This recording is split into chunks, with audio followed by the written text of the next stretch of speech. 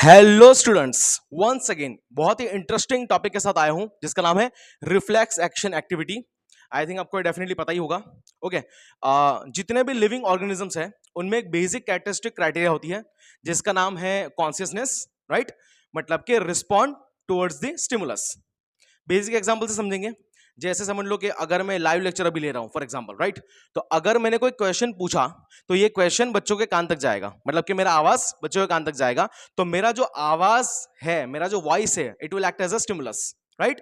अब ये बच्चों के कान में से जाएगा कहां तक? उनके ब्रेन तक। ब्रेन उसे प्रोसेस करेगा और अगर बच्चों को आंसर आता है तो बच्चा क्या करेगा? आंसर देगा। तो बच्चे का आंसर देना क्या हो गया? रिस्पॉन्ड। ठीक है? तो एक जाएगा स्टिमुलस, फिर होगा प्रोसेसिंग, फिर आएगा रिस्पॉन्ड। यही कहलाता है आपका कॉन्शियसनेस एक्टिविटी। सही है?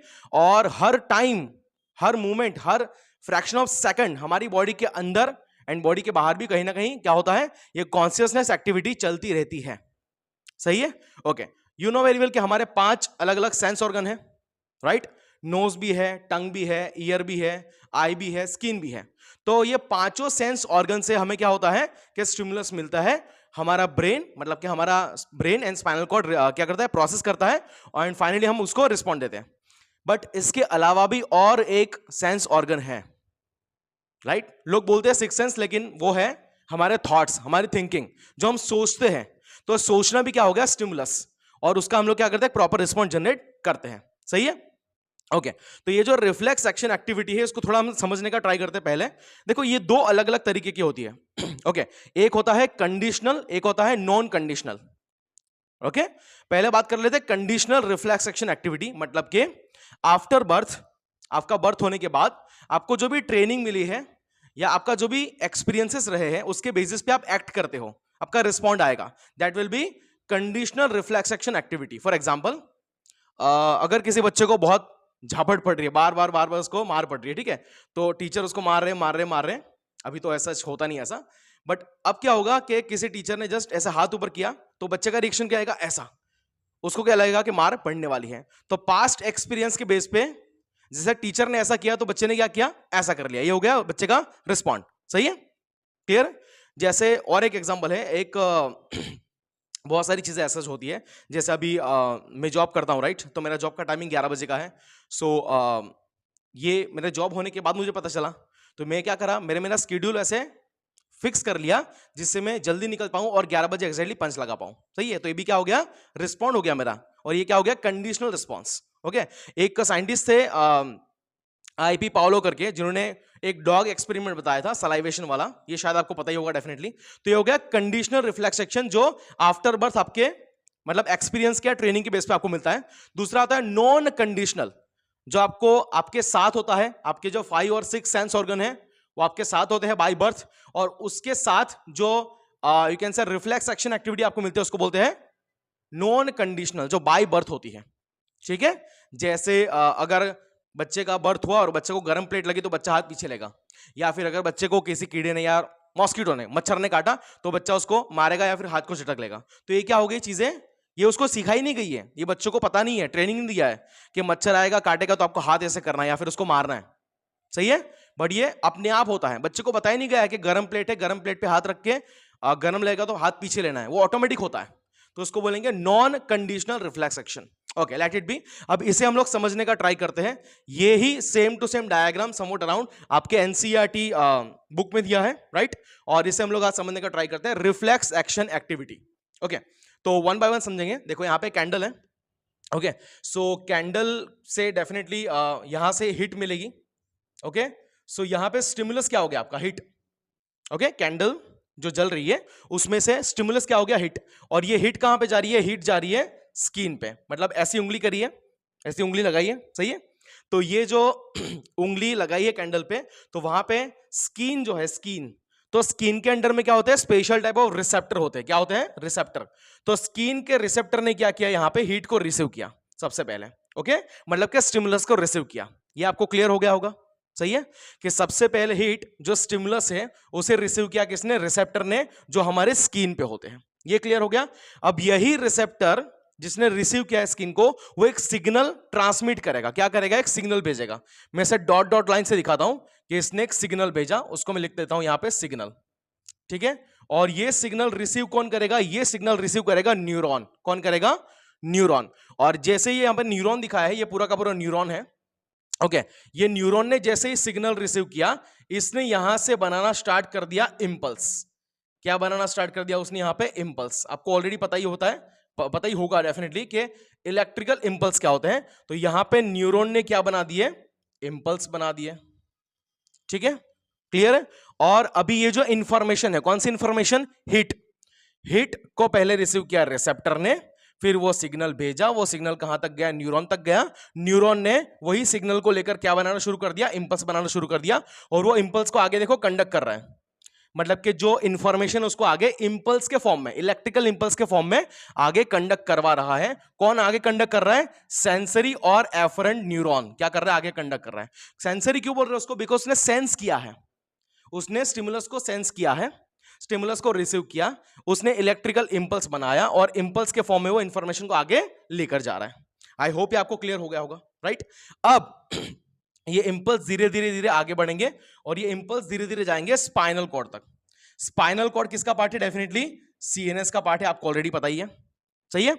तो ये इंपल्स आगे बढ़े, धीरे धीरे इंफॉर्मेशन को लेकर आगे आए और फाइनली इंफॉर्मेशन कहां पे आ गई? या इंफॉर्मेशन आ गई आपकी स्पाइनल कॉर्ड तक, मतलब के सीएनएस के पार्ट तक। ओके, अब स्पाइनल कॉर्ड के अंदर कुछ स्पेशल टाइप के न्यूरॉन्स होते हैं, ओके, जो बहुत सारे यू कैन से बंच में होते हैं।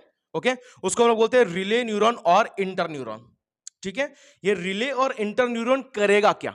ये सबसे बड़ा मतलब समझने वाली चीज है। सबसे पहले यहां पे हम लोग बात करते हैं कि जो इंफॉर्मेशन आई है, जो इंफॉर्मेशन आई है, इंफॉर्मेशन कहां से आई है? वाया दिस सेंसरी और एफरेंट न्यूरॉन। कौन से फॉर्म में आई है? इलेक्ट्रिकल इंपल्स के फॉर्म में आई है, सही है? अब ये जो इंफॉर्मेशन आई है, वो इंफॉर्मेशन को पहले क्या किया उसने? रिसीव किया। वही इंफॉर्मेशन को क्या किया उसने बाद में? रिसीव करने के बाद प्रॉपर तरीके से रिकॉग्नाइज किया, मतलब कि पहचाना। देखो, पहले उसने क्या किया? रिले न्यूरॉन ने इंफॉर्मेशन को पहले रिसीव किया, फिर उसने पहचाना कि क्या इंफॉर्मेशन बहुत बार आ चुकी है या इंफॉर्मेशन फर्स्ट टाइम आई है, राइट? ये हो गया। उसके बाद थर्ड उसने किया प्रोसेसिंग। क्या किया उसने? थर्ड प्रोसेसिंग किया और यू कैन से एनालिसिस किया। प्रॉपर क्या किया? एनालिसिस किया या फिर प्रोसेसिंग किया। वो जो इंफॉर्मेशन आई है उसका क्या किया? प्रोसेसिंग किया, एनालिसिस किया, क्या है, कैसी है, किस तरीके से है, राइट? और उसके बेसिस पे फाइनली क्या किया? यहां पे एक पर्टिकुलर रिस्पॉन्स जनरेट किया। फाइनली क्या किया उसने? एक रिस्पॉन्स को जनरेट किया, सही है? क्लियर इतना? तो सबसे पहले इंफॉर्मेशन को क्या किया? रिसीव किया, लिया उसको, उसके बाद उसको रिकॉग्नाइज किया कि इंफॉर्मेशन कैसी है, कितनी बार आ चुकी है, फर्स्ट टाइम आई है, क्या है, कैसा है। फिर उसको प्रोसेसिंग किया, एनालिसिस किया, राइट? और उसके बेसिस पे एक प्रॉपर रिस्पॉन्स जनरेट किया। ये पूरी की पूरी एक्टिविटी किसने करी? रिले न्यूरॉन और इंटर न्यूरॉन ने की है। बराबर है? क्लियर इतना? सही है। अब ये जो रिस्पॉन्स जनरेट किया है, ये भी कौन से फॉर्म में किया है? ये भी डेफिनेटली इलेक्ट्रिकल इंपल्सेस के फॉर्म में ही रिस्पॉन्स जनरेट हुआ है, सही है? तो यहां से ये जो रिस्पॉन्स जनरेट हुआ है इलेक्ट्रिकल इंपल्सेस के फॉर्म में, वो रिस्पॉन्ड को लेकर जाना, किसको लेकर जाना? यहां पे रिस्पॉन्स को लेकर जाना। ये काम किसका रहेगा? ये भी एक न्यूरॉन का रहेगा। किसको लेकर जा? कौन से फॉर्म में है ये? इंपल्स के फॉर्म में रिस्पॉन्स को लेकर जाना। ये काम किसका है? ये काम है स्पेशल न्यूरॉन का, जिसका नाम है मोटर न्यूरॉन और इफरेंट न्यूरॉन, ऐसा हम लोग बोल सकते हैं। ठीक है, तो ये पर्टिकुलर न्यूरॉन इंफॉर्मेशन को कहां से कहां तक लेकर जा रहा है? ये इंफॉर्मेशन को स्पाइनल कॉर्ड से लेकर इफेक्टर साइट तक लेकर जा रहा है। ऐसी साइट, ऐसा एरिया जहां पे इफेक्ट होने वाली है और जहां से रिस्पॉन्ड दिखने वाला है। ओके, तो फाइनली ये इलेक्ट्रिकल इंपल्स कहां चला गया? इफेक्टर साइट तक चला गया। देखो, इफेक्टर साइट मेजरली अगर हम स्किन की बात करें तो क्या क्या हो सकता है? Majorly it can be muscles और इट कैन बी ग्लैंड, ये हो सकता है। ठीक है, ये आपको ऑलरेडी पता ही है। अगर मसल रहेगा तो यहां पे दिखाएगा वो कॉन्ट्रैक्टेबिलिटी। कॉन्ट्रैक्टिबिलिटी मतलब कि अगर मसल से तो आइदर कॉन्ट्रैक्शन करेगा या फिर रिलैक्सेशन करेगा, कॉन्ट्रैक्टिबिलिटी दिखाएगा, बराबर है?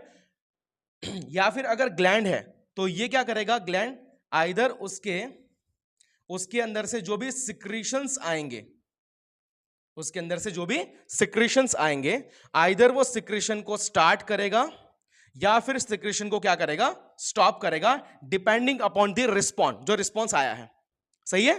तो दो चीजें यहां पे हो सकती है कि अगर मसल से तो कॉन्ट्रैक्टिबिलिटी दिखाएगा, आइदर कॉन्ट्रैक्शन और रिलैक्सेशन, और अगर ग्लैंड तो क्या करेगा, वो अपने सिक्रेशंस को आइदर स्टार्ट करेगा या फिर अपने सिक्रेशन को स्टॉप करेगा। सही है।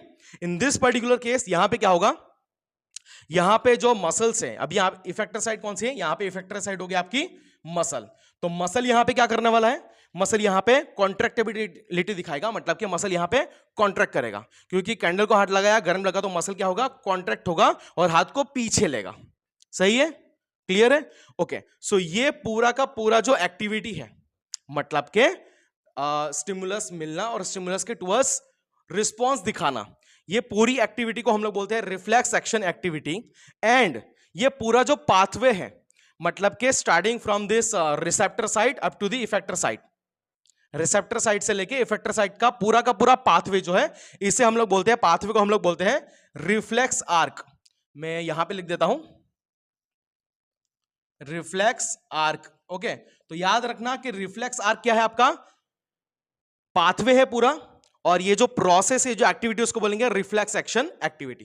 क्लियर है। नाउ अब अकॉर्डिंग टू एनसीईआरटी या बाकी कुछ रेफरेंस बुक्स, ऐसा बोला गया है कि ये जो रिफ्लेक्स एक्शन एक्टिविटी होती है, जो इनवॉलंटरी होती है डेफिनेटली, वो कंट्रोल कोऑर्डिनेट पूरा का पूरा कौन करता है, स्पाइनल कॉर्ड करता है। कौन करता है, स्पाइनल कॉर्ड करता है। मतलब कि आने वाले स्टिमुलस को रिसीव करना, प्रोसेसिंग करना और रिस्पॉन्स को जनरेट करना, ये पूरा का पूरा काम कौन कर रहा है, स्पाइनल कॉर्ड ही कर रहा है, विदाउट इन्वॉल्विंग ब्रेन, ऐसा बोला जाता है। ठीक है, मतलब कि ब्रेन का कोई इन्वॉल्वमेंट ऐसे डायरेक्टली यहां पे नहीं है, ये बोल सकते हैं। बट कैसे, बिकॉज हमें ऑलरेडी पता है कि जितने भी सेंटर्स हैं, centre of emotion, centre of touch, centre of pressure, centre of temperature, centre of you can say respiration, cardiovascular centre, whatever, जितने भी सेंटर्स है वो कहां पे है, हमारे ब्रेन में है। कुछ मेडुला ऑब्लंगाटा में है, कुछ सेरेब्रम में है, कुछ सेरेबेलम में है, बहुत सारी जगह पे, लेकिन वो ब्रेन में है। तो अगर सेंटर्स ब्रेन में है, तो ये प्रोसेसिंग करना और रिस्पॉन्स जनरेट करना वो अपने आप अकेला स्पाइनल कॉर्ड कैसे कर सकता है, how can it be possible. सही है ना, समझ में आ रहा है आपको। स्पाइनल कॉर्ड के पास क्या है, सिर्फ इंटरन्यूरॉन है, बट ब्रेन के पास क्या है, इंपॉर्टेंट सेंटर्स है। तो ये सेंटर्स तो ब्रेन के पास है, स्पाइनल कॉर्ड के पास कुछ नहीं है। सही है। तो चलो आज का आपका होमवर्क ये है कि how can it be possible, ये कैसे पॉसिबल हो सकता है कि इस तरीके से एक्टिविटी हो जाएगी विदाउट इन्वॉल्विंग ब्रेन। सही है। दूसरी चीज मैं थोड़ा हिंट दे देता हूं आपको कि स्पाइनल कॉर्ड और ब्रेन का डायरेक्ट कनेक्शन होता है।